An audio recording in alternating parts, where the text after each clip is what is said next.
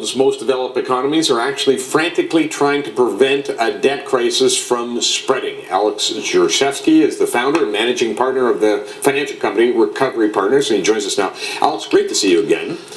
Well, thanks, Pat. It's good to be here. Okay, so Greece. How bad is the situation in Greece right now? Well, Greece is a sideshow. I mean, Greece is gone. The entire strategy of the Eurozone people at the top, Merkozy, Sarkozy, what have you, has been to play out for time to save the rest of the Eurozone. Greece was gone a year ago. And it's going to become obvious over the next couple of months that they are going to have to default. They're likely going to have to exit the Eurozone. There's already been some rumblings about that over the last couple of days. The government looks set to fall. They fired all of the generals a couple days ago in Greece. The situation there is extremely fraught, and the Greek government's unlikely to survive the next week or so. We've got a confidence vote this evening, but whether or not that goes through is irrelevant. Okay, why is it irrelevant? Have the protections been put in place for the rest of Europe so it doesn't spread? That hasn't happened. Oh. That hasn't happened. But the Greek bailout plan was doomed from the start. I mean, this talk of a 50% haircut was just that. It was talk. The 50% haircut only applied to domestic Greek debt. In fact, that would have left the Greek economy with about 140% debt to GDP, which is completely unsustainable and wouldn't have been politically sustainable nor economically sustainable. So it was a plan that was doomed to fail from the beginning. What Greece needs is a hard default and a soft exit from the Eurozone. What does that mean? Well, it means that Greece needs a very severe write-down of its debt, all the debt, on the order of 60 to 70%, and it needs to negotiate an exit from the Eurozone that's subject to re-entry, say in 5, 7, 10 years, subject to meeting certain performance hurdles in terms of its economy. Okay, so then what happens next? Where does it spread to if the provisions are not in place? Does it go to European banks or does it go to Italy, for instance? We're already talking about Italy. Like I say, Greece has become the sideshow. Italy is really in the crosshairs now, and there's some rumors over the last few days that the IMF has already offered a 40-plus billion euro lifeline to Italy, which is really castles in the sand. I mean, Italy needs to refinance about 400 billion euro of debt over the next 12 months. The problems there are extremely intractable. They have a very large debt load, and they've got a political process that's as fraught as Greece's. Berlusconi is also going to be subject to a vote of confidence. And it's not clear he's going to survive. It's not clear that government's going to survive.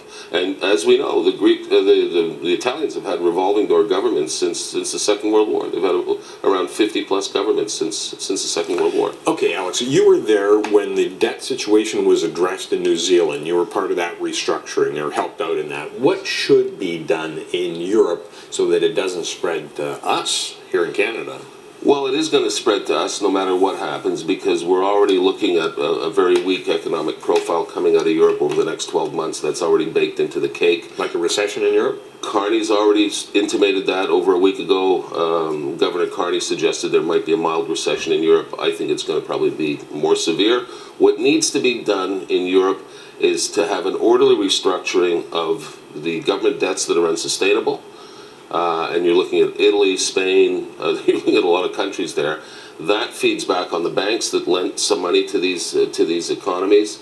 And you need an orderly restructuring of those banks and probably a consolidation in the size of the European banking sector.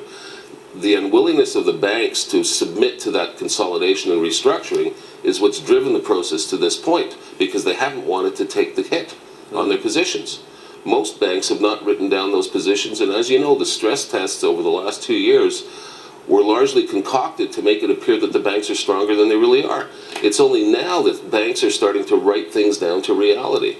Commerzbank now has written down its portfolio of Greek bonds to 40% of value. Royal Bank of Scotland has done the same thing, but they're coming late to the party. This should have been done a year and a half ago, and the whole crisis could have been nipped in the bud. Okay, now the knock-on effect to Canadian banks I think is interesting, and the Canadian economy. I get that if the European economy slows down, that's going to affect us a little bit, but is our banking system at risk? No, I don't think the banking system here is at risk, but certainly our economy, we've got trade flows with Europe, we've got and the banks have relationships with European banks. There are going to be some hits that are taken. There are cross-border exposures between our banks and companies in Europe. Those companies aren't going to be doing well. And what this risks is another slide down into slow or negative growth for the world economy, ex China and emerging markets. What's it mean to the stock markets? Oh, I think this could be extremely have very profound implications for stock markets, because so far the stock markets have been acting as though they're on Prozac.